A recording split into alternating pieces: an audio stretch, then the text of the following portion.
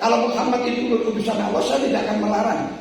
Tapi karena saya tidak percaya kalau Muhammad itu utusan Allah, maka perjanjian itu salah, harus diganti. Ala maqadur Rasulullah harus diganti. Lalu Rasulullah berdiri, wallahi inni Rasulullah, ini Muhammad ibnu Abdillah. Umku ya Ali, kamu hapus wahai Ali nama Rasulullah.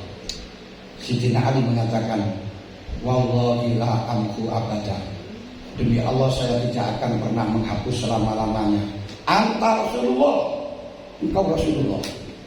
Lalu Rasulullah berdiri, yang minta, riwayatin itu minta kepada Sidina Ali untuk menghapus. Mana ditunjukkan? Setelahnya ditunjukkan, baru Rasulullah menghapus. Riwayatin Sidina Ali yang menghapus. Akhirnya alama kotohu Muhammad ibnu Abdillah. Coba kita kaji dalam pengkajian itu bahwa Rasulullah merelakan, mengikhlaskan nama Rasulullah yang sangat besar untuk dihilangkan.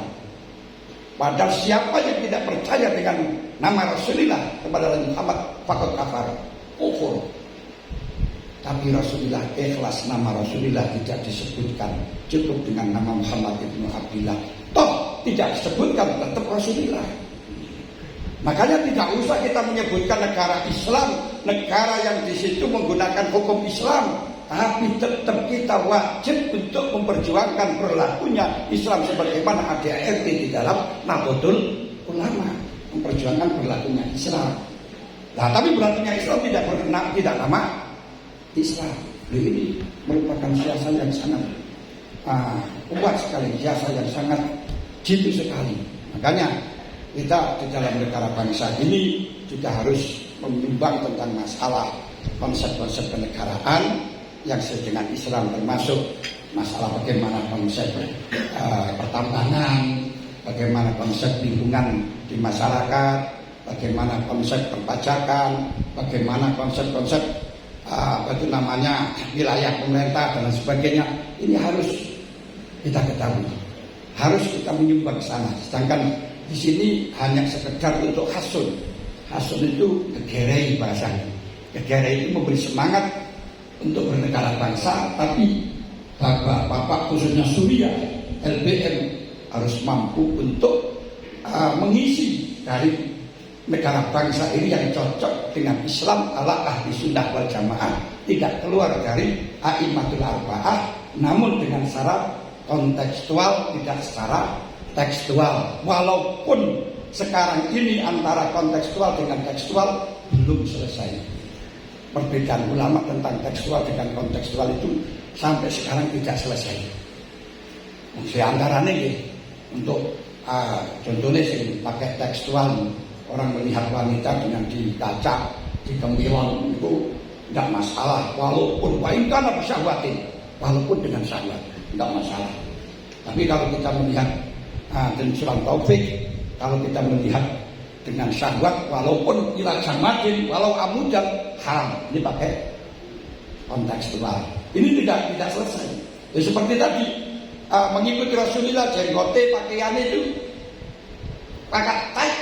Yo, lakukan Rasulullah uswatun hasanah, sampai dalam masalah adiyah pun kalau kita tujuannya mengikuti tetap disunatkan. Lalu akhirnya mereka dengan pakai jenggot, dengan pakai celana cingkrang dan sebagainya. Tapi bagi yang kontekstual enggak, bahwa pakai jubah dan sebagainya itu hanya karena budaya dan tradisinya orang Arab. Karena di dalam Arab sana itu yang menggunakan jubah itu tidak hanya orang Islam, akan tetapi orang non Islam copet itu loh pakai jubahan gitu. Kalau di sana itu di Jeddah itu ada lokalisasi yang terbesar, itu mesti melepuh yo. Jubahan sorbanan gede-gede, adu asu gitu loh, terus ke barbar. Kenapa barbar itu kafe? Sing bagiannya wong lek diteliti taman remaja. Nah, nanti taman remaja kan kayak ini, macam-macam sih. Apa itu namanya, pakaian-pakaian sunnah, susunin genah kabeh juga. Itu juga coba juga surbanan, karena itu budaya. Makanya di sini juga coba kita pakai bukan coba, bukan surban, pakai kopiah ini tanzilu manzilatal surban, sama dengan surban. Jadi tidak harus pakai surban besar itu enggak. Sama kopiah ini lebih surban. Kan Nabi juga pakai Quran suara. Terus pakai apa itu dari kesunatan kali itu. Kalau di dalam masalah urusan coba enggak. Ini yang pakai kontekstual itu budaya sana. Berarti kalau kita sini ya budayanya harus pakai celana. Aku bisa pakai sarungan, terus pakai kopiahan, terus pakai baju yang sebagaimana di daerah kita ya misalnya baju putih teman. Ini termasuk sesuai dengan Rasulullah. Sebagaimana di dalam negara bangsa, Kanjeng Nabi mencintai negara Madinah, mencintai Mekah sampai diturunkan ketika Rasulullah melihat apa itu namanya jalan menuju ke Mekah, beliau menangis. Akhirnya malaikat datang kemudian mengatakan kepada beliau, apakah kamu ingin kembali kepada Mekah ya Rasul? Nah, akhirnya diturunkan ayat innalladzi farada 'alaikal qur'ana laradduka ila ma'ad. Nah, ini kita wajib mencintai Indonesia sebagai tanah kelahiran kita, sebagaimana Rasulullah mencintai Mekah sebagai tanah kelahirannya.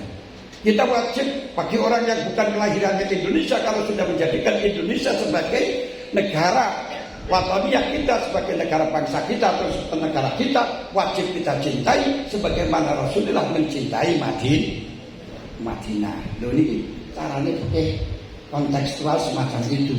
Bukan berarti kita harus mencintai Mekah, enggak. Jadi Rasulullah mencintai Mekah, kita mencintai negara Indonesia sebagaimana Rasulullah mencintai Mekah. Ini yang perlu. Kemudian para hadirat yang kami hormati, di dalam masalah siasat ini waktu ini saya kira habis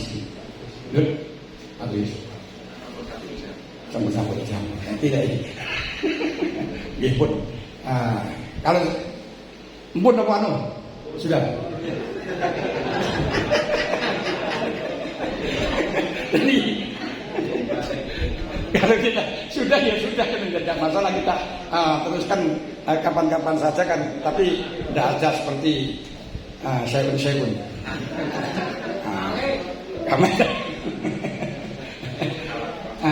Siasat itu memberi hukum Islam.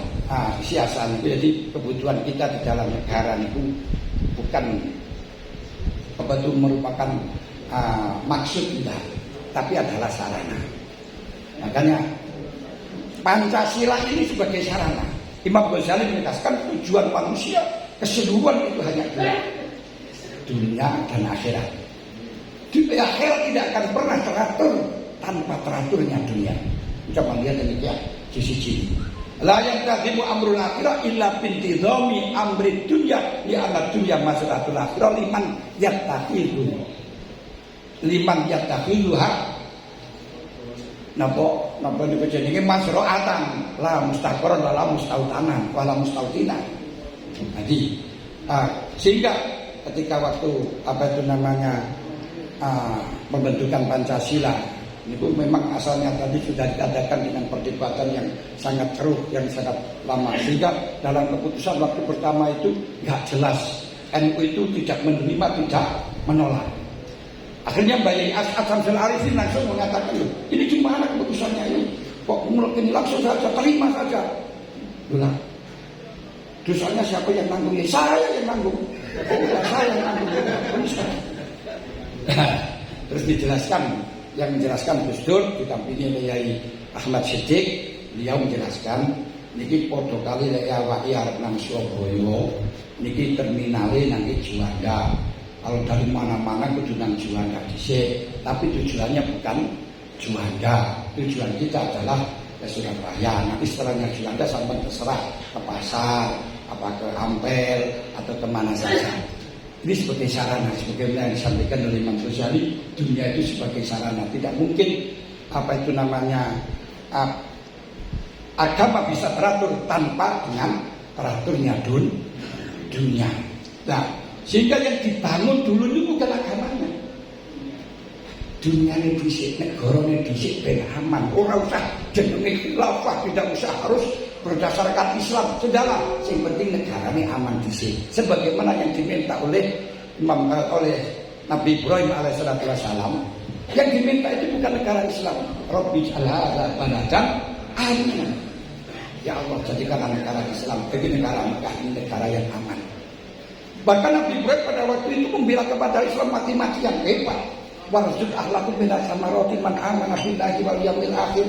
Tolong ya Allah, penduduk Mekah yang orang iman dengan Allah dengan hari akhir, kasihlah rezeki yang berlimpah ruah dan buah-buahan. Apa dikehendaki oleh Allah diterima oleh Allah? Enggak. Kau wa man kafara fa umatti'uhu qalila summa attaruhu ila adzabin nar wa bi'sal masir. Allah Ta'ala mengatakan, ya Ibrahim, wong kafir itu ya berhak mendapatkan kenikmatan. Mendapatkan kenikmatan, tapi hanya sebentar, yaitu ketika ada di dunia saja. Summa attaruhu ila adzabin nar wa bi'sal masir. Nah, dari ini memang kita fokus di antara hubungan Islam dengan non-Islam dalam negara bangsa ini, apakah bisa kita mensetarakan Islam dengan non-Islam? Sama. Apakah boleh orang-orang non-Islam itu bisa menjadi pemimpin orang Islam, menjadi walinya orang Islam? Ini yang kita katakan. Kalau terus Hanafi tidak boleh. Tapi Imam Syafi'i kata tidak boleh. Karena memang beliau ada di negara Islam. Tapi Imam Hanafi tidak masalah. Kenapa? Ini memang urusan masalah dunia sama antara orang Islam dengan non-Islam. Hubungannya dalam firman Allah, afaman kana mu'minan kaman kana fasiqan la yastawi. Apakah orang mukmin dengan orang fasik ini sama? Orang mukmin dengan non-Islam sama? Allah Ta'ala mengatakan la yastawi. Lalu usul fikih mengatakan dari fikih usul fikihnya Imam Syafi'i, la taqbal asal ta'mimu la yastawi. Kalau menurut al-asal masa lafaz yastawi itu umum, dunia wa ukhra. Sehingga antara orang Islam dengan orang non-Islam tidak sama baik di dunia dan di akhirat. Makanya fikih Imam Syafi'i namanya orang Islam yang lewati jalan untuk di istiham, itu di dorong ke pinggir dan seterusnya. Kalau orang Islam memiliki cari, aku lebih pijak ya mereka ya boleh hijab gitu kok. Jadi tak boleh aku menggunakan dengan lebih baik daripada orang Islam. Itu kalau kendaraan orang Islam pakai kuda, mereka harus pakai khimar. Itu sistem pakainya Imam Syafi'i. Dan orang Islam, orang non Islam tidak boleh menguasai orang Islam. Itu buktinya Imam Syafi'i. Kata layas tahun takbir. Tapi wal asraf, mukabul asraf, yaitu menurut madhab Hanafi, Muslim dengan non Islam itu sama. Ayat kata layas tahun ini ditafsiri dengan ayat seterusnya. Wa ammal ladzina amanu wa amilus solihati falahum jannatul ma'wa nuzulan bima kanu ya'malun wa ammal ladzina fasaqu fa ma'wahum nar kullama aradu ayakhruju minal dunya wa qila lahum dhuqu adzaban nar allati kuntum bihi tukadzibun. Kalau di dalam masalah urusan dunia, dalam urusan akhirat, fa ammal ladzina amanu wa amilus solihati falahum jannatul ma'wa, itu urusannya. Kalau amal ladzina fasaqu fa ma'wa benar, kalau di dunia sama saja. Sehingga orang non-Islam bisa menjadi walinya orang Islam. Sehingga kalau anaknya non-Islam, ayahnya walinya non-Islam boleh menjadi wali. Pemimpin non-Islam boleh. Ini menurut mazhab Hanafi di dalam masalah usul fikih semacam ini. Nah, kita itu tidak hanya mengikuti Syafi'i walaupun mayoritas Syafi'i, tapi di dalam masalah muamalah sering menggunakan fikihnya Abu Hanifah. Malah justru Allah Ta'ala mengatakan kalau Amerika katul walaula yakuna nasu mata wa kita la ja'alna lima yakul bi rahmani buyutan buyutin subuh min fiddatin wa ma'arija ala yadhun wa buyutim abwaaba wa sururun ala yadhun wa surufa. Jadi umpama saya tidak khawatir orang-orang Islam murtad, orang kafir itu kan saya kasih kemuliaan yang luar biasa di dunia. Jadi walaula yakuna nasu mata wa kita la ja'alna lima yakul bi rahmani buyutihim subuh min fiddatin. Saya kasih rumah yang gentengnya itu dari fiddah wa ma'arija alaiha yadhun, dan saya kasih rumah yang tingkat sehingga dia bisa petenteng di sana. Wa li buyutihim abwaban wa surura, rumahnya akan saya kasih rumah pintu abwaban wa surura, beberapa pintu dan amben, yang berarti kamarnya banyak. Mungkin namanya masuk tidak ada amben, tidak ada pintunya, karena pintu berarti ada kamar. Ada pintu gak ada kamar itu namanya Kok nongkrong pintunya tapi kayaknya kamarnya kok penawas. Nah ini wasyukur ala yang yatakibuna akan berliangan duduk santai di atas ambek. Kenapa? Niku nuduno kalau urusan dunia ini guru dan salam mama tahu khayal di dunia itu hanya sekedar urusan dunia. Ini yang perlu. Kemudian di dalam masalah sikap politik itu apa? Diteruskan oleh Imam Ghazali tadi, la yang nadimu ad-dunya illa bi af'alinas. Dunia tidak akan pernah bisa utuh, peradaban tidak akan pernah terjadi kecuali tanpa kreasi daripada manusia sebagaimana disampaikan oleh Pak Yai Said Asrori tadi. Harus ada usaha, harus ada kreasi, harus ada perlakuan harapan manusia.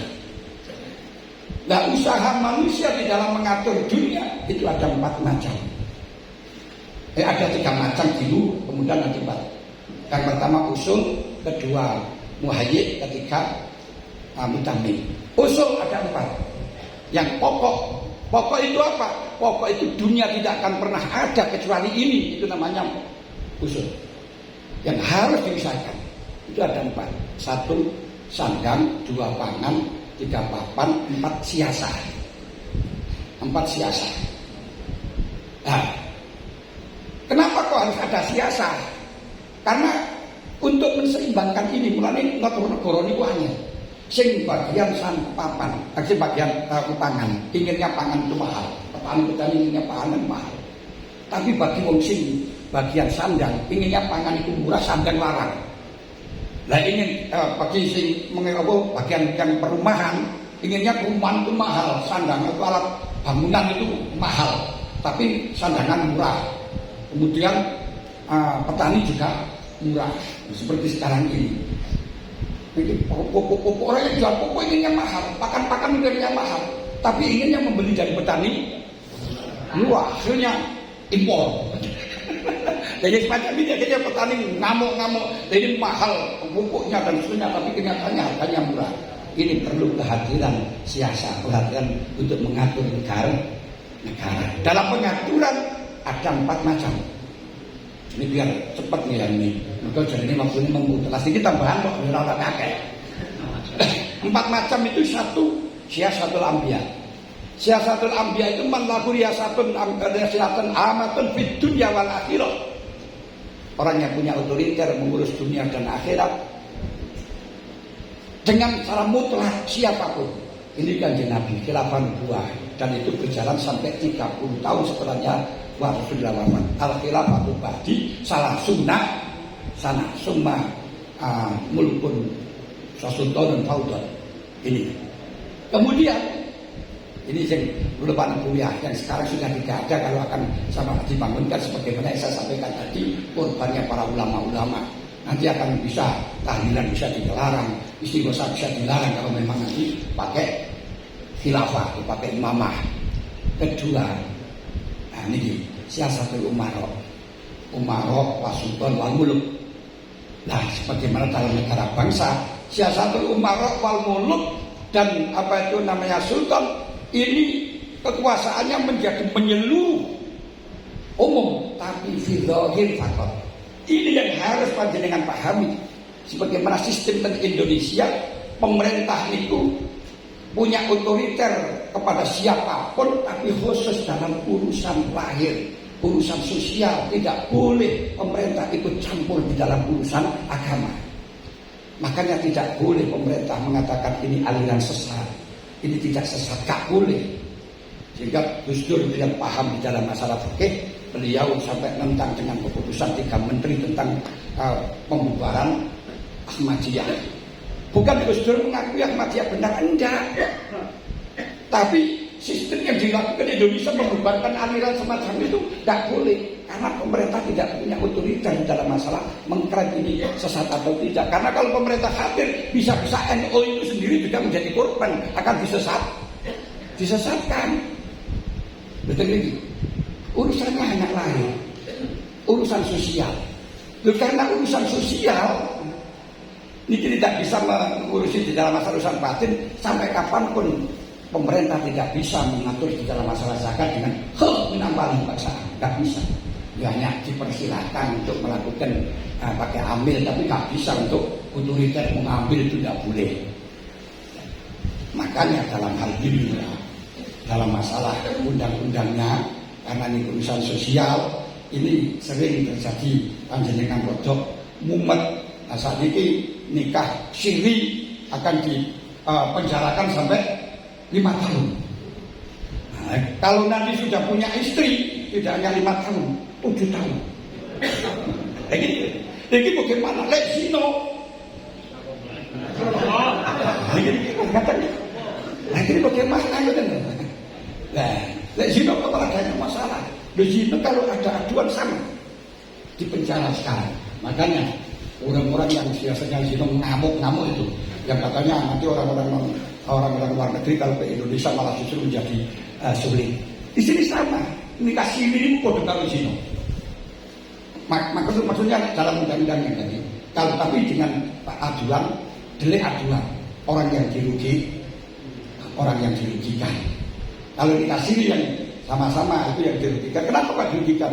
Itu kalau dilaporkan ada yang dirugikan sebabnya ditinggal. Terus gak ada masalah. Ini. Nah, sehingga pemerintah itu karena urusannya lahir. Makanya sampai walaupun nikahnya itu sudah sah, kalau tidak di hadapan pemuluh tidak bisa mendapatkan surat, kecuali luar belakang. Saya kemarin itu waktu menjelaskan masalah urusan undang-undang di Indonesia itu, terus dengan Yai Anwar Iskandar itu dimarahi. Ngomong aja kok, pun boni wayu ngomong. Ini saya itu lagi gampang duluan ini nanti tahu aja surat mulai itu. Tidak Yai mulai boten panik. Ini Yai itu gampang ya sing boten kaya ngoten.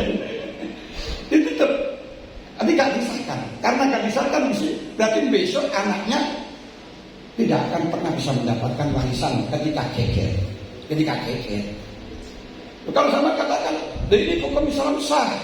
Nikahnya sah berarti warisan di zaman dulu Islam.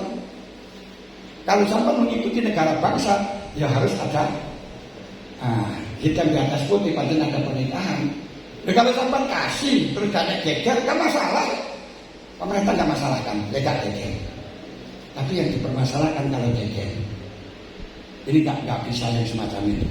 Termasuk kemarin di dalam konferensi masalah apa itu namanya tolak, yang ketika sudah tolak 3 pun di hadapan hakim kalau tidak diucapkan nggak sah. Disalahkan saya kan benar itu, negara bangsa semacam itu. Lah kalau kamu sudah nolak jangan kau kumpuli. Nah, kalau memang kamu menolak, ya ucapkan di hadapan hakim sebagai bukti, bukan menjatuhkan tolak, enggak, tapi meriwayatkan, menceritakan. Karena hakim kalau tidak ada bukti, tidak ada kenyataan, nggak bisa memberi surat. Karena nanti orang-orang akan bisa minta surat nikah, padahal nggak nikah, bisa menjadi minta surat cerai, padahal tidak ada cerai. Dan bukti banyak sekali orang-orang yang angkat bakat ke TKW. Kemudian biar apa itu namanya di sana mendapatkan karena di sana itu membutuhkan 2 suami istri, kemudian suaminya gak mau nolak, akhirnya digaris surat cerai, kemudian dikasihkan di sini surat nikah tapi palsu gitu lah. Ini permasalahannya, ini di dalam negara bangsa. Itu harus semua bisa menerima, jangan ini kalau Islam nggak masalah, ini kalau Islam nggak masalah. Kalau Islam nggak masalah, itu urusan pribadi. Tapi urusan negara bangsa ini tetap apa itu namanya tugasnya adalah urusan lahir, urusan sosial. Kalau urusan sosial, pemerintah berhak untuk mengatur. Ini tugas daripada waliul amri. Ketika sudah tidak ada khilafah. Nah, ini tugasnya menjaga agama, bukan untuk menetapkan agama. Inilah yang menjadi masalah besar. Yang dulu katanya ya serari agama 5, kemudian ditambahi lagi oleh Gus Dur 6. Sekarang tambah lagi, tidak hanya itu. Sekarang sudah ada agama kebatinan. Ketika waktu dulu diajukan pada waktu MK-nya Pak Mahfud MD gak diterima, tapi sekarang sudah diterima Pak, pada waktu Pak Hamdan Zulfa itu diterima. Ada agama kebatinan. Kenapa? Karena ketika disebutkan dengan agama Islam waktu dulu zaman Mbah Pong 32 tahun dikatakan Islam kebatinan. Nah, segala Islam kebatinan, orang Islam nggak mau karena tidak ada ajaran Islam semacam itu. Akhirnya, padahal dia itu wujud di Indonesia sebelum Islam ada sudah ada kebatinan, kepercayaan ada. Akhirnya dilegalkan menjadi Islam, agama kebatinan. Ahmadiyah di situ tidak bisa kita masuk dalam Islam karena bukan gak cocok dengan Islam. Islam itu mengatakan Nabi Muhammad itu adalah Nabi